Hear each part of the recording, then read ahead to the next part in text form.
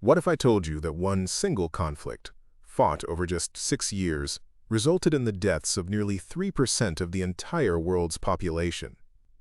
Imagine a war so vast it was fought in the frozen Russian winter, the dense jungles of Asia, the deserts of Africa, and across every major ocean on the planet.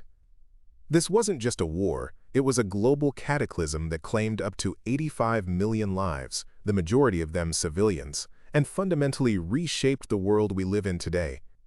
Welcome to 10-Minute History.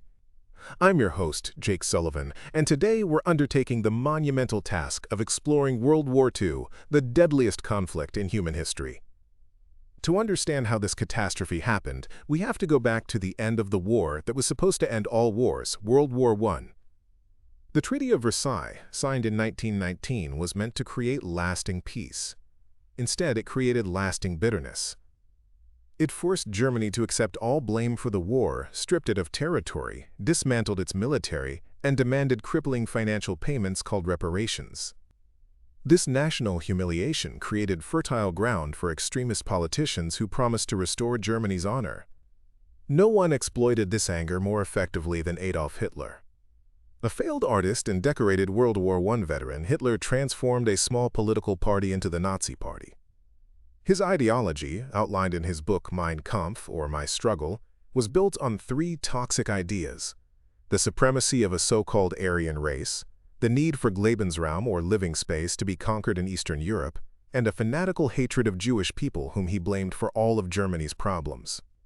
When the Great Depression crippled the world economy in 1929, German society fell into chaos, and millions turned to Hitler's radical promises.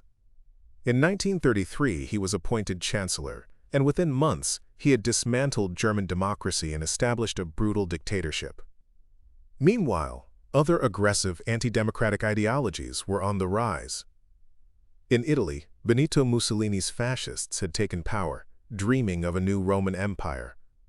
And in Japan, a powerful military faction pushed for the creation of a vast empire to secure the natural resources the island nation desperately lacked. Together, Germany, Italy, and Japan would form the Axis powers. Faced with this rising aggression, the world's democracies, like Britain and France, made a series of disastrous choices.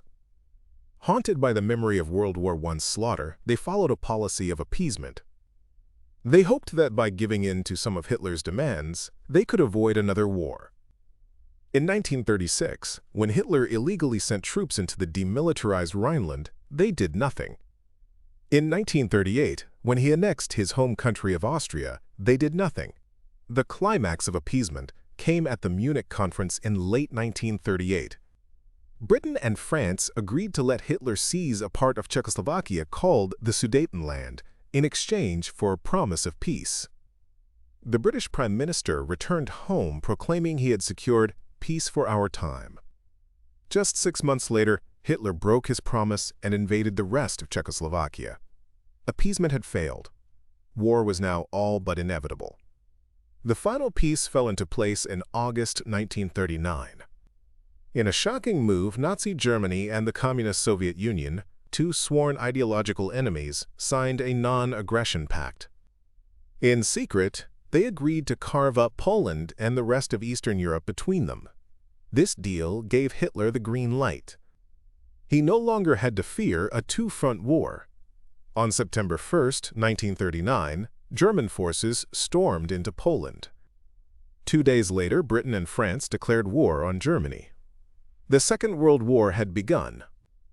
The first phase of the war was defined by a new, terrifying German tactic: Blitzkrieg *, or lightning war.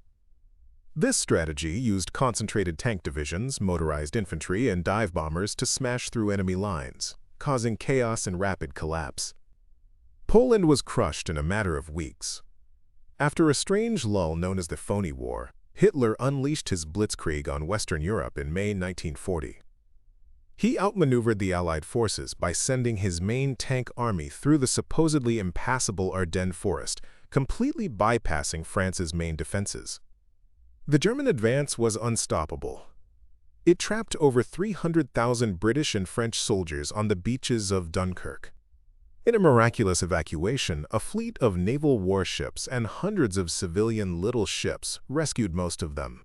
But it was a catastrophic defeat. France surrendered in June 1940. Britain now stood alone. Hitler planned an invasion, but first he had to control the skies. The result was the Battle of Britain. Throughout the summer of 1940, the German Air Force, the Luftwaffe, fought the Royal Air Force in the skies over southern England. The RAF, though outnumbered, had the advantages of fighting over home territory, better fighter planes like the Spitfire and Hurricane, and a revolutionary new technology, radar. After failing to destroy the RAF's airfields, a furious Hitler switched to bombing London, a move that gave the British pilots a crucial chance to regroup. By October, the Luftwaffe had failed to win air superiority, and the invasion was called off. Britain had survived. The year 1941 transformed the conflict into a true world war.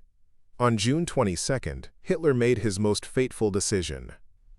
He launched Operation Barbarossa, a massive invasion of the Soviet Union. It was the largest invasion in human history, designed to destroy communism and seize Lebensraum for Germany.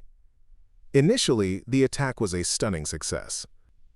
The unprepared Soviet Red Army suffered millions of casualties, but the Soviet Union did not collapse as Hitler expected. As the brutal Russian winter set in, the German army, catastrophically unprepared for the cold, ground to a halt at the gates of Moscow.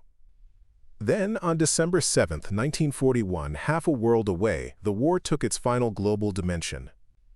To secure access to oil and other resources, Japan launched a surprise attack on the U.S. Pacific Fleet at Pearl Harbor, Hawaii. The attack killed over 2,400 Americans and crippled the U.S. battleship fleet. But it failed to sink the American aircraft carriers, which were at sea. More importantly, it enraged and united the American public. The next day, the United States declared war on Japan. A few days later, Hitler, in a massive strategic error, declared war on the United States. The Grand Alliance of Great Britain, the Soviet Union, and the United States was born. The year 1942 began with the Axis powers at the height of their power, but it would end with 3 decisive battles that turned the tide of the entire war. In the Pacific, the U.S. Navy, having broken the Japanese naval code, laid a trap at the Battle of Midway in June. In the space of 5 minutes, American dive bombers sank 3 Japanese aircraft carriers, with a 4th sunk later. It was a devastating blow from which the Japanese Navy never recovered. In North Africa, the British Eighth Army, under General Bernard Montgomery, decisively defeated German General Erwin Rommel's Afrika Korps at the Second Battle of El Alamein, saving Egypt and the Suez Canal. But the most important turning point came on the Eastern Front, at the Battle of Stalingrad. Hitler became obsessed with taking the city that bore his enemy's name. The battle became a hellish close-quarters rat war, fought for every ruined building. While the German Sixth Army was bled white in the city, the Soviets launched a massive counterattack, encircling the entire army of nearly 300,000 men. Hitler forbade them to surrender. Cut off and starving in the freezing winter, the remnants of the Sixth Army finally surrendered in February 1943. Stalingrad was a psychological and military disaster for Germany. From this point on, the Red Army would be on the offensive. By 1944, Hitler's fortress Europe was being squeezed from all sides. The Allies were slowly and bloodily fighting their way up the Italian peninsula. And on June 6, 1944, D-Day, the long-awaited invasion of Western Europe began.